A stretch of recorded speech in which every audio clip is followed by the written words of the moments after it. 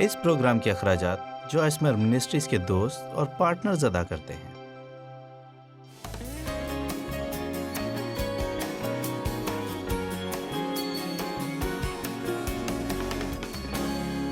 آئے ہاجرہ کو دیکھتے ہیں۔ پیدائش 16 باب 8 سے 9 آیت۔ آپ کو تھوڑا سا کہانی کا پس منظر معلوم ہونا چاہیے کیونکہ اس کہانی کی زیادہ گہرائی میں بعد میں جاؤں گی۔ خدا نے ابراہیم سے وعدہ کیا تھا کہ اس کے بیٹا ہوگا۔ مسئلہ صرف یہ تھا کہ بچے پیدا کرنے کے لحاظ سے ابراہیم اور سارا دونوں بہت بوڑھے تھے،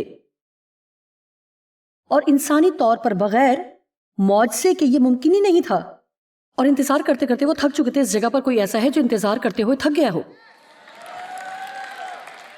اچھا، اور پھر کیا ہوتا ہے کہ اگر آپ محتاط نہیں رہتے تو جب انتظار کرتے کرتے تھک جاتے تو آپ کے ذہن میں بڑے روشن خیالات آتے ہیں۔ اچھا، خدا تو کچھ نہیں کر رہا، لہٰذا مجھے پتا ہے کہ مجھے کیا کرنا ہے، اور ہم بہت مشکل میں گر جاتے ہیں۔ اور اسی طرح سارا نے کہا، میں جانتی ہوں کہ میں کیا کروں گی، میں اپنی لونڈی کو ابراہیم کی بیوی ہونے کے لیے دوں گی۔ میں سوچتی ہوں کہ ہر عورت فوراً ہی سوچتی اور بہتر جانتی ہے۔ اور میں نہیں جانتی کہ ان کی ثقافت کے لحاظ سے یہ بہت بڑی بات تھی۔ میں نہیں جانتی کہ آپ کی ثقافت کیسی ہے، لیکن ایسی کوئی بھی عورت نہیں جو کسی اور عورت کے ساتھ اپنا شوہر شیئر کرے۔ کسی بھی ثقافت میں یہ بات قابل قبول نہیں ہوتی، اور آپ دیکھیں گے بعد میں کیا ہوا۔ بالآخر ایسا ہوتا ہے کہ ہاجرہ کا جو بیٹا پیدا ہوا اور اس کا نام اسماعیل رکھا گیا، جس کا مطلب ہے جنگجو شخص۔ ہوتا یہ ہے کہ وہ اس ساری صورتحال سے بھاگتی ہے کیونکہ سارا اس کے ساتھ برا سلوک کرتی ہے، اور اس طرح پوری کہانی۔ اگر آپ پوری کہانی نہیں جانتے تو میں دعوت دوں گی کہ آپ پیدائش 16 باب پڑھیں، یہ آپ کو کرنا ہوگا۔ اور اس نے کہا، اے ساری کی لونڈی ہاجرہ، یہ خدا کہہ رہا ہے، تو کہاں سے آئی اور کدھر کو جاتی ہے؟ اس نے کہا کہ میں اپنی بیوی ساری کے پاس سے بھاگ آئی ہوں۔ خداوند کے فرشتہ نے اس سے کہا کہ تو اپنی بیوی کے پاس واپس لوٹ جا اور خود کو اس کے قبضہ میں کر دے۔ اچھا، مجھے یہ بتائیں کہ آپ کو اس بارے میں کیا بہتر لگ رہا ہے؟ ایک دفعہ منسٹری میں میرے پاس ایک نوکری تھی، اور مجھے لگتا تھا کہ میرے ساتھ اچھا سلوک نہیں ہو رہا، اور آپ نہیں جانتے میں کس قدر شدت سے وہاں سے جان چھڑانا چاہتی تھی، اور وہ کرنا چاہتی تھی جس کے لیے خدا نے مجھے بلایا تھا۔ جی ہاں، ہم جانتے ہیں کہ ہم مسا شدہ ہیں، ہم جانتے ہیں کہ ہم بلائے گئے ہیں، اس لیے اگر تم مجھے کوئی جگہ نہیں دو گے تو میں اپنی جگہ خود بناؤں گی۔ لیکن اپنے اندر گہرائی میں یہ جانتی تھی کہ خدا نہیں چاہتا تھا کہ میں ایسا کروں۔ اگر ہم اپنی زندگی میں خدا کا منصوبہ چاہتے ہیں، ہمیں تھوڑا گہرائی میں زندگی گزارنا ہوگی۔ گزشتہ رات ہم نے امتیاز کرنے کے بارے میں بات کی، آمین، اور خدا نہیں چاہتا کہ میں یہ کروں۔ میرا مطلب، میں نے بہت واضح طور پر خدا سے سنا کہ اگر تم میرا انتظار کرو گی تو میں اسے خوبصورت بناؤں گا، لیکن اگر تم مجھ سے آگے بڑھ کر خود سے شروع کرو گی۔ کتنے لوگ کسی ایک بے وقوفی کی وجہ سے زندگی بھر اتنا وقت ضائع کرتے رہے ہیں کیونکہ ان کے لیے حقیقی چیز کے واقع ہونے تک وہ خدا کا انتظار کرنا نہیں چاہتے۔ آمین۔ کتنی عورتوں نے غلط شخص سے شادی کی ہے؟ اچھا، مجھے ساری بلڈنگ میں سے آوازیں آ رہی ہیں۔ ہو ہو ہو ہو ہو۔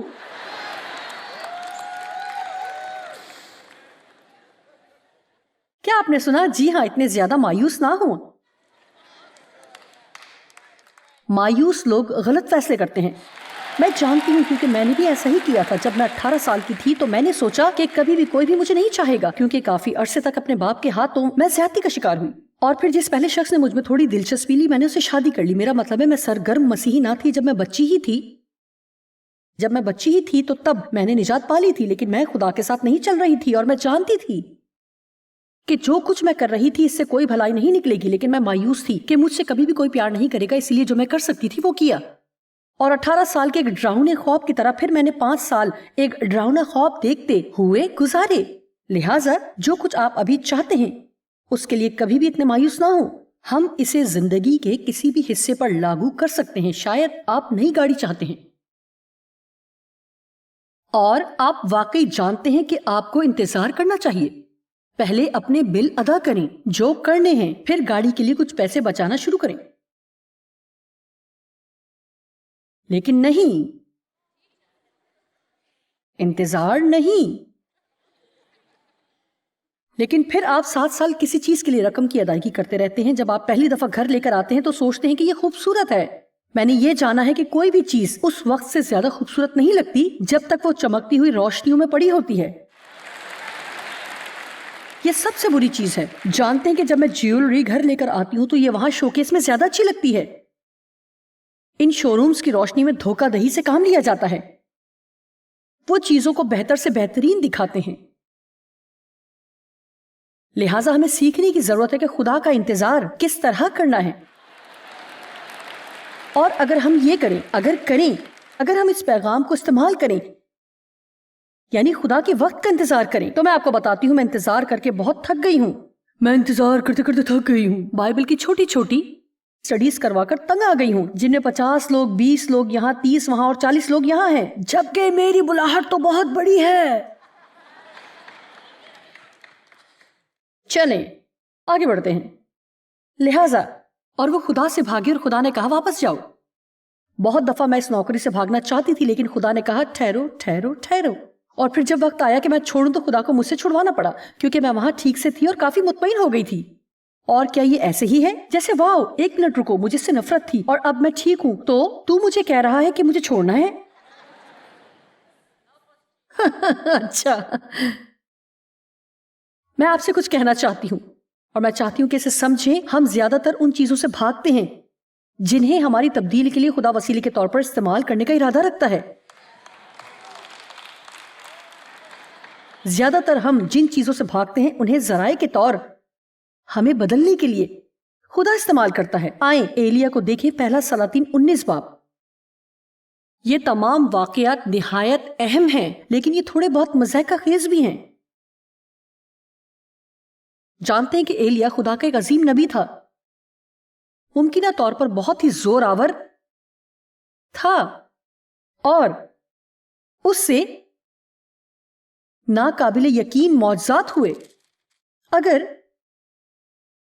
آپ ایک باب پیچھے جائیں تو آپ کو معلوم ہوگا کہ جو میں پڑھنے والی ہوں اس سے ایک دن پہلے کیا ہوا تھا. بائبل کہتی ہے کہ اکیلے ہی اس نے بال کے 400 جھوٹے نبیوں کو ٹکڑوں میں کاٹ کر قتل کیا. یہ بہت ہی محنت کا کام ہوگا. میرا مطلب ہے اس کے لیے خاص مسا چاہیے. صرف ان کو مارنا ہی نہ تھا بلکہ ٹکڑے بھی کیے تھے، اس لیے وہ تھکا ہوا تھا. وہ بہت تھکا ہوا تھا. لہٰذا اگلے ہی دن 19 باب پہلی آیت، اور اخیب نے سب کچھ جو ایلیا نے کیا تھا اور یہ بھی کہ اس نے سب نبیوں کو تلوار سے قتل کر دیا ایزبل کو بتایا. سو ایزبل نے ایلیا کے پاس ایک قاصد روانہ کیا اور کہلا بھیجا کہ اگر میں کل اس وقت تک تیری جان ان کی جان کی طرح نہ بنا ڈالوں تو دیوتا مجھ سے ایسا ہی بلکہ اس سے زیادہ کریں. جب اس نے یہ دیکھا تو اٹھ کر اپنی جان بچانے کو بھاگا اور بیر سبا میں جو یہودا کا ہے آیا، جو 80 میل دور ہے. میرا مطلب شاید ابھی بھی اس میں 80 میل بھاگنے کی طاقت تھی.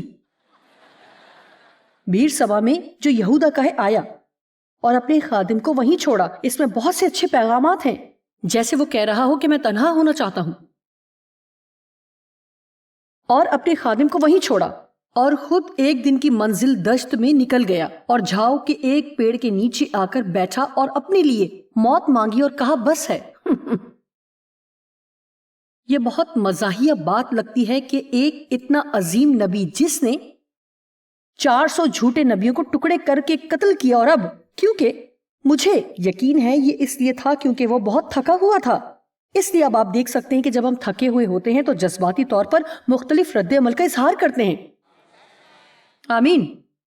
اور اس طرح ایک عورت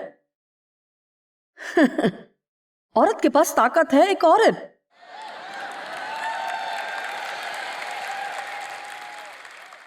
وہ نبی جس نے 400 جھوٹے نبیوں کو مارا اور اب ایک عورت سے خوف زدہ ہے اور وہ کہتی ہے کہ تیرے ساتھ بھی ایسا ہی کچھ ہونے والا ہے. اور اب وہ چلتا ہے اور 80 میل بھاگتا ہے، اپنے خادم کو چھوڑ کر ایک صحرا میں بھاگتا ہے، ویران جگہ پر جاتا ہے. ہم بیابان میں واپس آ گئے. ایک چھوٹے سے درخت کے نیچے بیٹھ جاتا ہے اور کہتا ہے خدایا مجھے مار ڈال، میں مرنا چاہتا ہوں. جانتے ہیں کہ میں ان کانفرنسوں میں آئی اور میں نے آرام کیا، میں نے مطالعہ کیا اور اس طرح میں آپ کبھی مجھے ہفتے کی دوپہر 4 بجے تک دیکھیں. جب میں اچھا کھاتی ہوں تو ایسے ہوتی ہوں.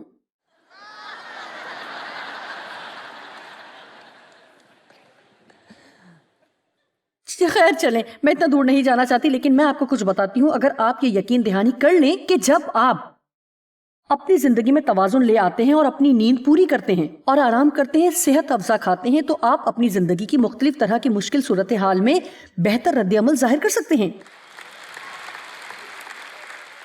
ایک چھوٹی سی مفت نصیحت ہے، اس لیے اگر آپ آگے بڑھیں اور پورا حوالہ پڑھیں، جو کہ میں نہیں پڑھوں گی. خدا نے ایک فرشتہ کو بھیجا اور ایلیا کو اچھا کھانا دیا اور کہا کہ سو جاؤ. اس لیے میں جانتی ہوں کہ وہ تھکا ہوا تھا. اچھا کھانا اور سونا، اس نے یہ کیا. فرشتہ اگلے دن پھر آیا، پھر وہی ہوا. ایک اور دن آرام کرو، اچھی نیند لو اور کھانا کھاؤ. پھر خدا ظاہر ہوا، ایلیا تو یہاں کیا کر رہا ہے؟ اور میں نہیں جانتی، ہو سکتا ہے آپ نے نہ دیکھا ہو. جب خدا نے مجھے بتایا تو تب یہ وقت تھا کہ میں سینٹ لوئس میں واقع اپنے مقامی چرچ میں اپنے عہدے کو چھوڑ دوں اور اپنی منسٹری، جو کہ میری اپنی تو ہے نہیں بلکہ اس کی ہے، جو میں ابھی کر رہی ہوں، اس کے ساتھ شامل ہوں. اوہ میں خوفزدہ تھی اور لہٰذا تقریباً 1.5 سال تک میں یہ نہیں کرنا چاہتی تھی اور میں بہت دکھی تھی. جانتے ہیں کہ ایک بار جب خدا جانے کے لیے کہتا ہے اور آپ رکے رہیں تو آپ دکھی ہوں گے، لیکن اگر خدا کہتا ہے رکو اور آپ جاتے ہیں تب بھی آپ دکھ میں ہوں گے. کیا آپ میرے ساتھ ہی ہیں؟ اور اس طرح میں ٹھہری رہی اور ایک رات میں اگلی قطار میں بیٹھی پاسٹر کے پیغام کا انتظار کر رہی تھی تو خدا نے مجھے کہا تم یہاں کیا کر رہی ہو؟ اور میں نے سوچا میں چرچ جا رہی ہوں. جانتے ہیں اس نے کہا میں نے یہاں تیرے لیے کام ختم کر دیا ہے. جب خدا نے ختم کر دیا تو آپ کو بھی ختم کر دینا چاہیے. میں حیران ہوں کہ آپ میں سے کتنے ایسے گھوڑے کو جو 20 سال پہلے مر چکا ہے پہاڑی کے اوپر کھینچ رہے ہیں. جی ہاں، میں نے کہا اگر خدا نے کر دیا تو آپ کو بھی ختم کرنا ہے. آپ میں سے کتنے ایسے ہیں جو 50 سال سے ابھی تک کسی ایسی چیز سے لپٹے ہوئے ہیں جس میں زندگی نہیں ہے، لیکن آپ یہ صرف اس لیے کرتے ہیں کیونکہ آپ ہمیشہ ہی سے کرتے آئے ہیں. لہٰذا ہو سکتا ہے کہ آج یہ کہتے ہوئے خدا کسی پر چلا رہا ہو کہ تم یہاں کیا کر رہے ہو. اور میں اس جگہ کی بات نہیں کر رہی یہاں، بلکہ جہاں آپ ہیں وہاں کا کہہ رہی ہوں. میں خوش ہوں کہ آپ یہاں ہیں. اس جگہ کی بات نہیں ہو رہی ہے، کوئی اور یہاں ہے.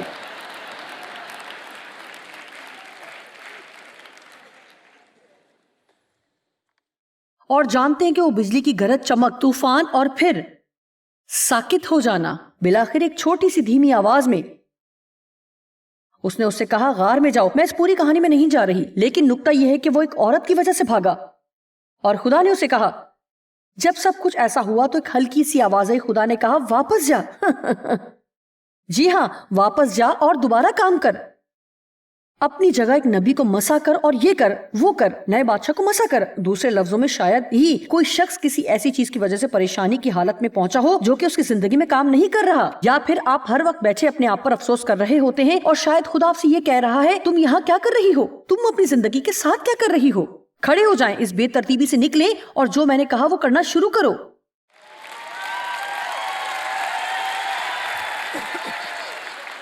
خدا کو ہم سب کی ضرورت ہے. وہ صرف مٹھی بھر خادمین یا اچھے گانے والے نہیں چاہتا جو کہ پلیٹ فارم پر چل پھر رہے ہوں. اسے ہم سب کی ضرورت ہے. اور یہ صرف ہمارا کام نہیں کہ سب کچھ ہم کریں، ہمارا یہ کام ہے کہ آپ کو کام کرنے کے لیے تیار کریں. اور ہمیں 5 منٹ یونا کے بارے میں بات کرنی ہوگی کیونکہ یہ حقیقت ہے. یونا پہلا باب.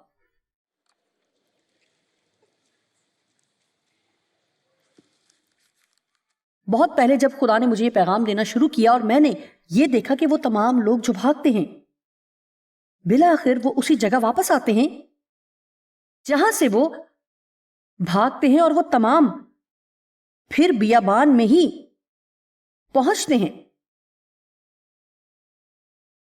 اب خداوند کا کلام میرے لیے کافی روشنی تھا۔ پہلا باب پہلی آیت، خداوند کا کلام یونا بن امتی پر نازل ہوا کہ اٹھ اور اس بڑے شہر نینوا کو جا اور اس کے خلاف منادی کر، کیونکہ اس کی شرارت میرے حضور پہنچی ہے۔ لیکن یونا خدا کے حضور سے ترسیس کو بھاگا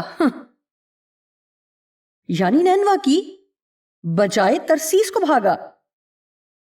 اب اگر آپ نقشے پر دیکھیں کہ جب خدا نے اسے بات کی تو وہ کہاں تھا اور وہ کہاں بھاگا، وہ خدا کی بتائی ہوئی جگہ کے بالکل مختلف سمت میں بھاگا۔ جی بالکل مخالف۔ کیا آپ نے کبھی خدا کے کہے کی مخالفت میں کوئی کام کیا؟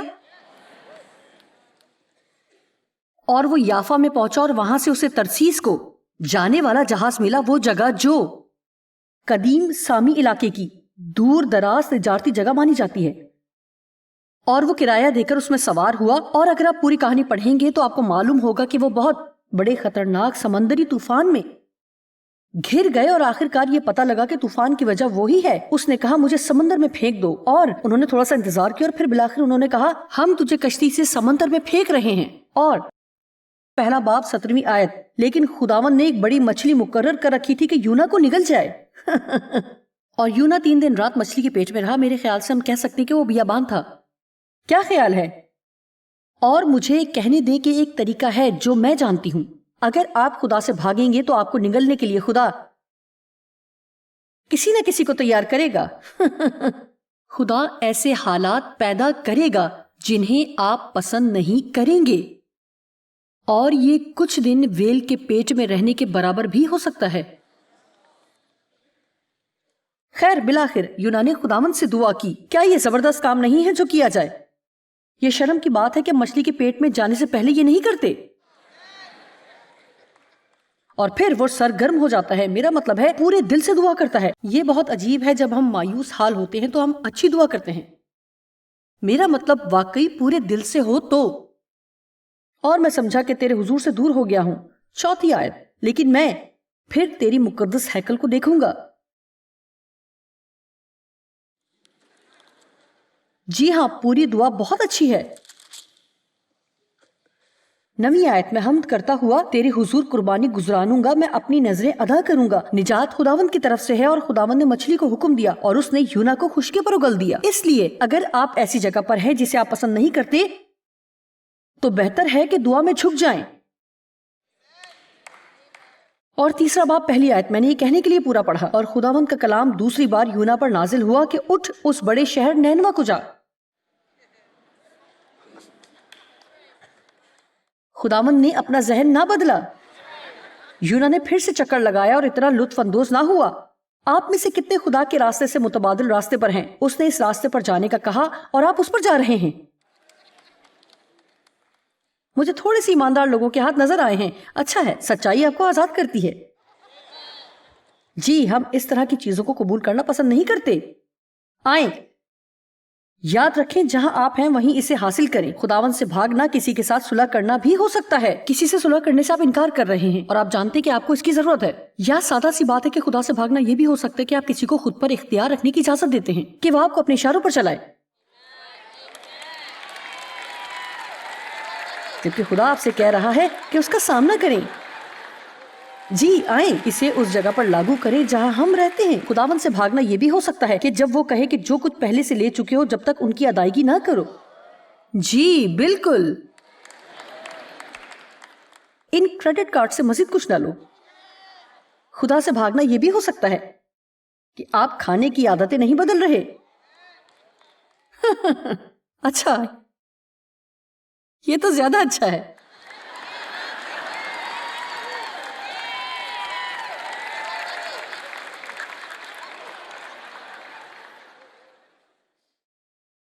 لوگ ہمیشہ کرسمس کے بعد ڈائٹنگ شروع کرتے ہیں، مجھے اس پر بہت ہنسی آتی ہے۔ میں شکر گزاری کے بعد ڈائٹنگ شروع کروں گی۔ کیا میں آپ کو بتا سکتی ہوں کہ اگر آپ حقیقتاً ایک جنگجو بننا چاہتے ہیں تو کرسمس کی رات ڈائٹنگ کریں۔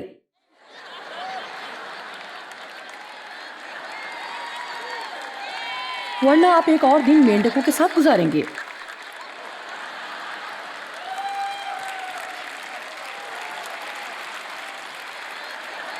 اور جانتے ہیں کہ ہر کسی کو کیا سنائی دے گا؟ آپ کی شکایت کی آواز.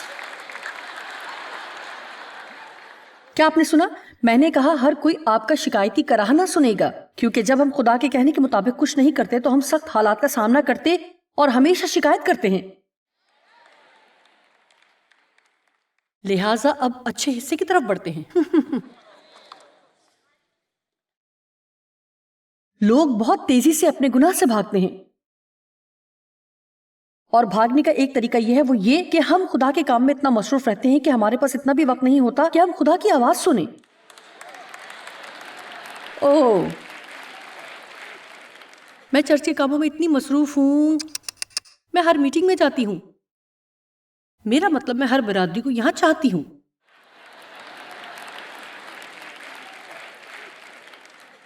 اور آپ کے گھر میں کتنا بگاڑ ہے. سنیے، معاف کیجیے گا لیکن بہت سے ایسے پاسٹرز بھی ہیں، مذہبی رہنما بھی، جو خدا کی خدمت میں اتنے مصروف ہیں کہ ان کے اپنے خاندان بکھر رہے ہیں. مجھے ایک کہانی پسند ہے جس میں ایک آدمی، میں بھی بھول گئی ہوں کہ کون سا معجزہ تھا، لیکن یسوع نے بہت کھل کر کہا، اسے شفا دی، بدروح کو نکالا، یا دیکھ نہیں سکتا تھا یا کچھ تھا، اور وہ آدمی یسوع کے ساتھ جانا چاہتا تھا اور اس کے ساتھ سفر کرنا چاہتا تھا، اور اس نے کہا گھر جاؤ اور ان کو بتاؤ کہ یسوع نے تمہارے لیے کیسے بڑے کام کیے. میں چاہتا ہوں کہ تو گھر جا اور مختلف طرح سے عمل کر. جب تو آیا تو میں نے یہ وعدہ نہیں کیا تھا کہ میں تیرے حالات بدل دوں گا، لیکن میرا ایمان ہے کہ جب تو کلام کو سنے گا تو یہ بدل سکتے ہیں. تو ایک مختلف شخص بن کر گھر جا سکتا ہے، اور جب ہم تبدیل ہوتے ہیں تو ہمارے حالات ہمیں اتنا تنگ نہیں کرتے.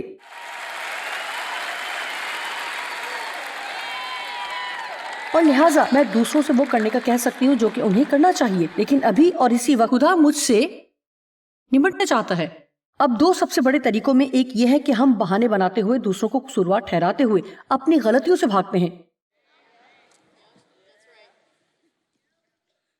میرے ساتھ زیادتی ہوئی ہے اس لیے میں اس طرح کی ہوں. میں اس لیے اس طرح ہوں کیونکہ میں غلط جگہ پیدا ہوئی، جو کہ بہت غریب اور خطرناک ہے. چونکہ میری زندگی میں ٹھہراؤ نہیں، اس وجہ سے میں اس طرح کرتی ہوں. اگر تم اس طرح کا رویہ نہیں رکھو گے تو میں اداس نہیں ہوں گی. اگر تم اچھا برتاؤ کرو گے تو میں خوش ہوں گی.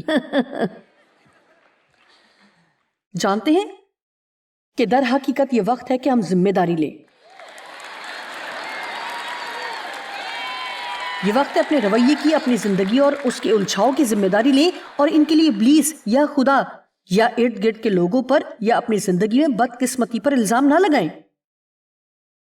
رومیو 2:1 میں لکھا ہے، پس اے الزام لگانے والے، تو کوئی کیوں نہ ہو، کیونکہ جس بات کا تو دوسرے پر الزام لگاتا ہے اسی کا تو اپنے آپ کو مجرم ٹھہراتا ہے. اس لیے کہ تو جو الزام لگاتا یا مذمت کرتا ہے خود وہی کام کرتا ہے، یعنی جس کام کے لیے دوسروں کی عدالت کرتا ہے خود بھی وہی کرتا ہے. اب ہم ایسا کیوں نہیں کرتے؟ کیونکہ ہم اپنے لیے عذر پیش کرتے ہیں، لیکن کسی اور کے لیے کوئی عذر نہیں ہوتا. اگر میں برے موڈ میں ہوں تو یہ کہ کام کی جگہ پر برا دن گزرا اور ٹریفک بہت زیادہ تھا، اور یہ میرا عذر ہے اور تمہیں یہ سمجھنا چاہیے. لیکن اگر تم گھر آؤ اور برے موڈ میں ہو اور تم کہتے ہو کہ آج کام پر بہت برا دن تھا، اور تو تمہارے لیے کوئی عذر نہیں. یہاں آپ یہ رویہ رکھتے ہیں کہ اوہ یہ بہت اچھا ہے، اس لیے ہم سب کے پاس بہانے ہوتے ہیں.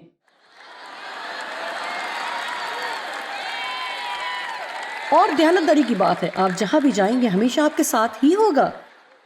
یہ میرے بیگ کی طرح نہیں ہے جیسے وہ کافی کھلا ہے. میرے پاس کچھ ہے اور میں آپ کو کچھ دکھانا چاہتی ہوں. اور دیکھیں یہ چیزوں سے بھرا ہوا ہے. اوہ اس میں کچھ بہانے ہیں جو میرے کانوں تک پہنچ رہے ہیں. میں یہ نہیں کر سکتی، مجھے ڈر لگتا ہے. تو کس کو نہیں لگتا؟ مجھے ایسا نہیں لگتا کہ مجھے یہ کرنا چاہیے. مجھے یہ کرنا نہیں آتا. میں نے ابھی تک خدا کے لیے کچھ بھی نہیں کیا، اور خدا نے ہمیں ٹی وی پر جانے کے لیے کہا جب میں نے شروع کیا. تو میں جانتی تھی کہ ہم اتنے عقل مند نہیں تھے کہ یہ جانتے کہ ہمیں پروڈیوسر کی ضرورت تھی. میں آپ کو سچ بتا رہی ہوں، ہمارے پاس ایک کیمرہ تھا. آپ نے پہلا ٹی وی پروگرام دیکھا ہوگا میں بالکل سچ کہہ رہی ہوں. ہم ایک ہوٹل کے ایک چھوٹے سے کمرے میں تھے اور اس کی چھت سے ٹائلز گر رہی تھی اور چھت کافی نیچے تھی اور ٹی وی کے لیے آپ نیچی چھت کے ساتھ ریکارڈنگ نہیں کر سکتے.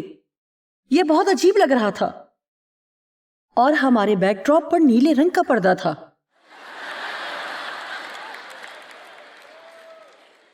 لیکن یہاں ایک سیکھنے والی بات ہے کہ وہ مسح شدہ تھا.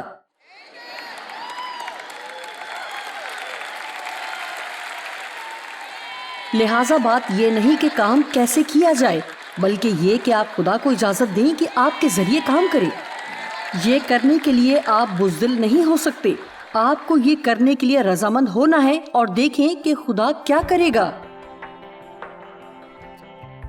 خدا نے ہمیں خوف کی روح نہیں دی اور اس لیے وہ نہیں چاہتا کہ ہم چیزوں سے بھاگیں. وہ چاہتا ہے کہ یہ بھروسہ رکھتے ہوئے ان کا سامنا کریں کہ زندگی میں چاہے ہمارے ساتھ کچھ بھی ہو جس سے ہمیں نمٹنا ہے تو اس میں ہماری مدد کے لیے خدا ہمیشہ تیار رہتا ہے.